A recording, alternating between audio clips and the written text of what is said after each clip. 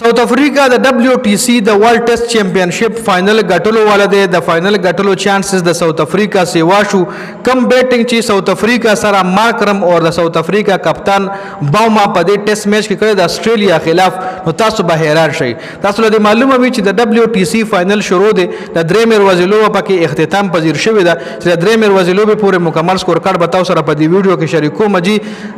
آسټریلیا بمقابلہ ساوث افریقہ WTC فائنل چې تیر شوی WTC فائنل هم آسټریلیا ګټلې دی. نو زم غواړم چې دا ځل دا فائنل ساوث افریقہ وګټي. ساوث افریقہ همیشه د ICC ټورنامنټ کې ډیر زیات بدقسمته وي خو دا ځل د ICC ټورنامنټ ته WTC فائنل چې کوم دی د ICC ایونت ته نو کدا ساوث افریقہ وګټلو نو دا بر ساوث افریقہ د پرډیر د خوشحالي خبره وي او د ګټلو چانس هم سیوا شوی دی ځکه ساوث افریقہ له دا فائنل ګټلو د لپاره صرف او صرف 69 رنز پکار دي او ساوث افریقہ سره اوس هم پلاسونو کې 8 وکټ شته صرف 2 کلاډیان آؤٹ دي 8 وکټ پاتې دي 69 رنز دي. نو زما په خیال په اسانه باندې به چیس کی ډیر ټایم نه خراب او سکور کارت ترازو چې سکور کارت تاسو لخرې آسټریلیا په فرست اننګز کې په 212 ټوټل ټیم آؤٹ شوی دی بیا ساوث افریقہ په فرست اننګز کې په 138 ټوټل ټیم آؤٹ شوی دی. نو الته لګ لیډ چې کم دی آسټریلیا ته ملاو شو. آسټریلیا بیا په سیکنډ اننګز کې په 207 رنزونو باندې ټوټل ټیم آؤٹ شوی دی او سبا کې ولا لیډ پاتې نو تقریبا 280 پورې ټارګټ چې کم دی ساوث افریقہ لا ملاو شوی دی 280 ټارګټ ساوث افریقہ لا ملاو شوی دی جی 282 ټارګټ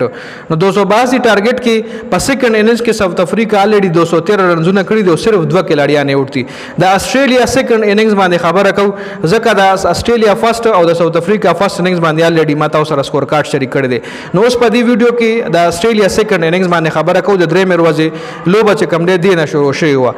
ټریویس هډ په 9 رنزونه شوی دی ویبستر په 9 الیکس کیری په 43 پیټ کامنز په 6 میچل سٹارک پکې ښه بیټینګ کړی رور 58 رنزونه د جوړ کړی انډر پریشر نیتن لاین 2 اور هیزل ووډ 17 رنزونه جوړ کړی 19 د ساوث افریقہ طرف راباډا صدور وکټ ایشتلی په پړومنی نیکس کیم 15 ایشتلی صدور په دې کې وشتي نو راباډا د آسټریلیا بیټینګ تبای کړی دی جی. مارکو جینسن یو وکټ ایشتلی د مالډر یو وکټ 3 وکټ پکې لونګي انګیډي ایشتلی دی مهاراج اور مارکرم پکې مهاراج پکې یو وکټ هم نه ایشتلی او مارکرم پکې یو وکټ ایشتلی خبر اور پسې د ساوث افریقہ بیټینګ هم په سیکنډ اننګز کې شروع شوی دی چې ساوث افریقہ په 212 باندې 2 کلاډیان آؤٹ دي چې مارکرم په 102 باندې نټ آؤٹ ولاړ دی. مارکرم پکې سلیزه وخله جی او دې میچ ګټلو کې د مارکرم ډیر غټ په شرکت ته خاریکلټن په 6 رنزونه آؤٹ شوی دی مالډر په 27 آؤٹ شوی دی او باوما کپتان سیب او مارکرم په کریز باندې موجود دي چې د نننۍ ورځې لوبه بدای شروع کوي جی. باوما په 65 رنزونو باندې هم نټ آؤٹ ولاړ دی.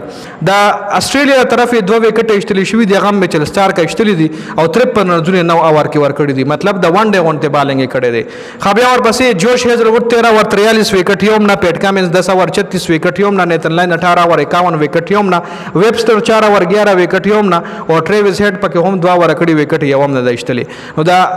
ساوث افریقہ د دې میچ ګټلو چانس شي واشه دی او ساوث افریقہ دا میچ ګټي ځکه 8 وکټ نور د کرکټ سپتن لګرورا ډایرکټ چینج کې دیم شي خو زیات چانس د ساوث افریقہ د ګټلو دی جی.